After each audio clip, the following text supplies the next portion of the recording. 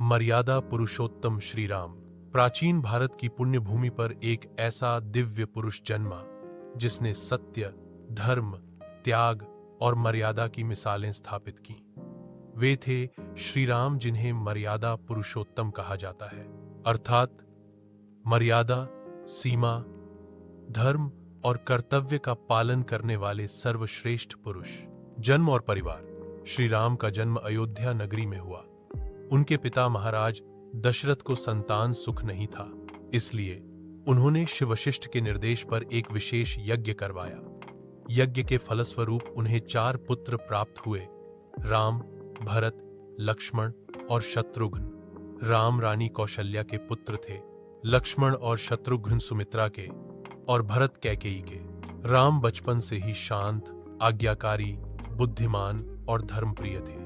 वे अपने छोटे भाई लक्ष्मण से अत्यंत स्नेह करते थे, जो हर समय उनके साथ रहते थे। शिक्षा और प्रारंभिक जीवन। राम और उनके भाइयों को शिव वशिष्ठ से वेद, धनुष विद्या, राजनीति और धर्म की शिक्षा मिली। वे सभी राजकुमारों में सबसे श्रेष्ठ और सबके आदर्श बने। जब विश्वामित्र ऋषि अयोध्या आए और राजा दशरथ से राक्षसों से यज्ञ की रक्षा हेतु राम को साथ ले जाने की अनुमति मांगी, तब राम और लक्ष्मण उनके साथ गए। उन्होंने ताड़का, मारीच और सुबाहु जैसे राक्षसों का संहार किया। मेरा जनकपुरी और सीता विवाह।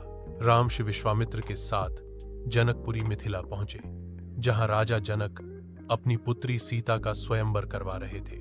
शर्त थी कि जो शिवजी का भारी धनुष तोड़ेगा वही सीता से विवाह करेगा।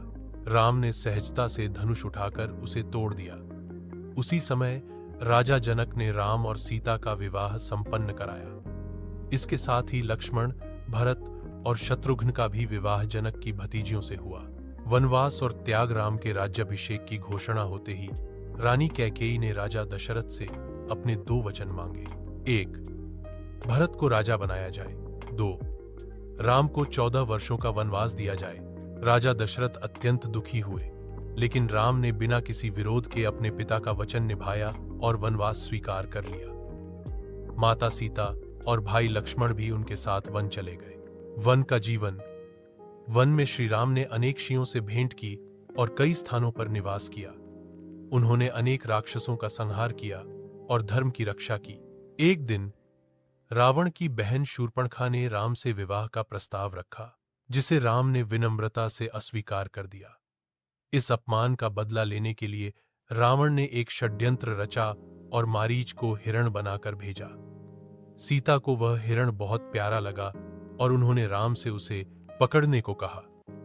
राम और लक्ष्मण के वन में चले जाने पर रावण साधु का रूप धरकर आया और सीता का हरण कर लंका ले गया। हनुमान, सुग्रीव और वानर सेना। सीता की खोज में राम की भेंट हनुमान और सुग्रीव से हुई। राम ने बाली का वध करके सुग्रीव को किष्किंधा का राजा बनाया और वानर सेना को सीता की खोज में लगा दिया। हनुमान लंका पहुंचे, अशोक वाटिका में सीता से मिले और राम की मुद्रिका उन्हें दी। फिर वे लंका को जलाकर सुरक्षित लौट आए। एंच लंका युद्ध। राम ने वानर सेना के साथ समुद्र पर पुल राम सेतु बनवाया और लंका पर चढ़ाई की।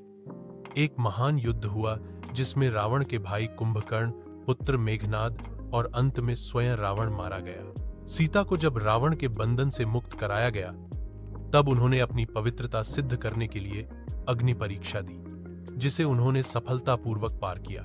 राम राज्य और आदर्श शासन। 14 वर्षों के वनवास के बाद राम, सीता और लक्ष्मण अयोध्या लौटे। वहां उनका भव्य स्वागत हुआ और श्री राम का राज्याभिषेक हुआ। उनका शासन इतना न्यायपूर्ण और सुखदायक था कि लोग इसे राम राज्य के नाम से जानने लगे, जहां कोई दुखी न था, ना कोई भूखा, ना अपराध, ना अन्याय। 2 समता और शिक्षाएं।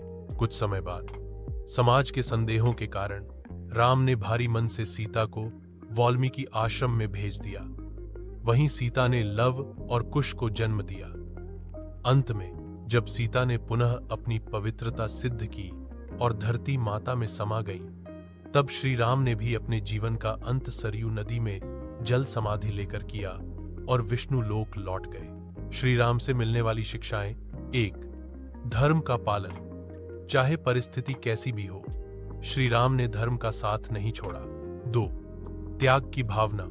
उन्होंने राज्य और सुखों का त्याग कर वचन निभाया। 3. आदर्श पुत्र और राजा।